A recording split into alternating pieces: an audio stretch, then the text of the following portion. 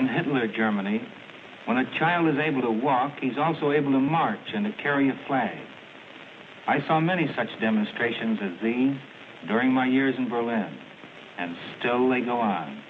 Children who learn to say gun, grenade, and stuka at an age when you and I were learning the meaning of words like cat, rat, and bat.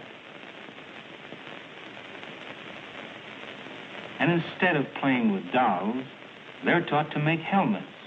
Who uses a helmet? A football player, yes, but also a tank man. Here again in this group of Jugend, as they're called, we get the meaning of total war. Here in these children, now a little older, and proudly exhibiting their swastikas, we see what the Nazis mean when they say that every member of the new generation must be brought under the spell of National Socialism. Today we know from the Nazis' loud boasts that there is no schoolboy, no apprentice working in the trade, whether a girl or a boy, who is not a member of some Nazi youth organization. In fact, such membership is compulsory, just as every young person is forced to dedicate himself to Hitler and the divine mission that Germany will one day rule the world. No, the young mind of the German child is no longer fresh and unruled. Hitler and the Nazis have marked it indelibly, black and deep with ideas we know belong to the Dark Ages: racial superiority, religious intolerance, and no respect for the rights of any people other than German. On the German report card, the word behavior has been changed to obedience. And here we see a group of Hitler youth being rewarded for their obedience and for the things they've learned, for knowing 141 experiments in gas and their antidotes, for knowing how to shoot, not only a rifle, but a machine gun. At the same time, they're taken on strength through joy tours and shown German monuments. Much time is spent on Frederick the Great, for he too once had the combined strength of Europe against him. But his enemies failed to remain united, and Frederick the Great emerged triumphant. And these German children are made to believe that the same thing will again happen in this war, that the English and the Americans hate each other, and that they have a common enemy in Russia. Every nation knows that its future resides in its youth, but no nation has known it better than Germany under Hitler, and none has worked harder to impress its young people with the ideas of sacrifice. And that's why, after 5 years of war, after Germany's cities have been bombed mercilessly and 6 million of her soldiers lie dead, the youth of Germany still wish to serve Hitler and eagerly accept jobs aboard submarines as helpers.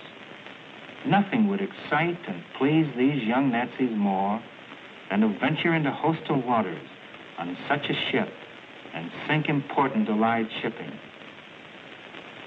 This is General Guderian, a German hero to whom Hitler has given great power. We can understand the importance of young people in the minds of the Nazis when we realize that these personal appearances are part of a German general's daily routine. Guderian must not only match his military skill against men like General Eisenhower and Marshal Zhukov, but he must be ready at all times to impress upon the youth of Germany that Hitler is counting as much upon them as he is upon his armies. In the past, some have made the mistake of comparing various Nazi youth organizations with our own Boy Scouts and our YMCA. It's a bad comparison. This group of kids is not figuring out how to perform a good deed every day. They're not interested in helping a blind man cross the street or carrying an old woman's packages. This is war. These children know it, and they want more of it. Now we can begin to see why the German boy is so confident and why, when he learns the war is now being fought on sacred German soil, he is eager to volunteer for a labor battalion. eager to march off to dig the necessary tank traps and defense ditches.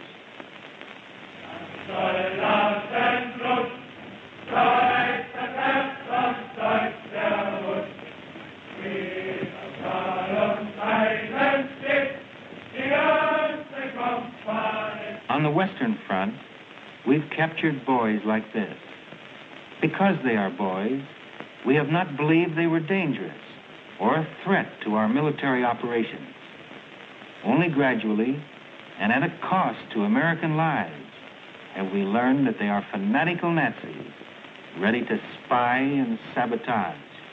Some we have executed, and others we have sent to prison for life.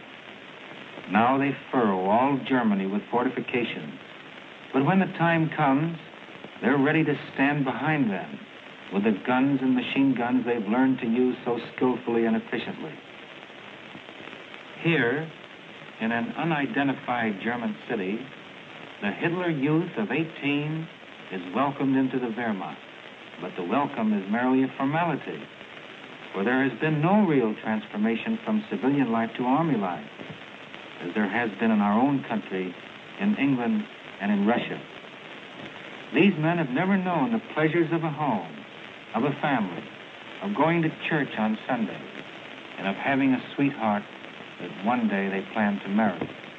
The entire life of these men has been in a Hitler uniform. Hitler's orders, stated clearly in Mein Kampf, have been obeyed. This is the German citizen of the next 25 years. This is the man who will still be a threat to any permanent peace when the guns have ceased firing. And it's because of them that the occupation of Germany is going to be one of our most difficult problems. These men are tough. We are going to have to be that much tougher if Americans don't want to be back in uniform in another 10 years, fighting Germany all over again.